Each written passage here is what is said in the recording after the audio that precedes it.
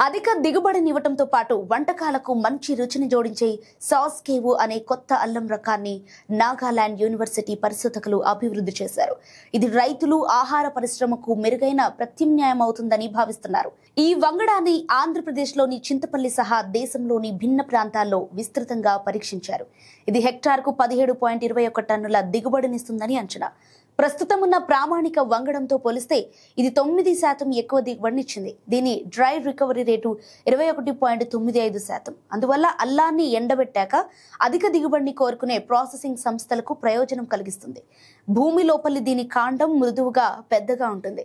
లోపలి గుజ్జు నిమ్మపండు రంగులో ఉండి తక్కువ పీచును కలిగి ఉంటుంది. సో అది పచ్చళ్ళు, పానీయాలు, వంట, ఇతర ఉత్పత్తులకు అనువైందని శాస్త్రవేత్తలు తెలిపారు.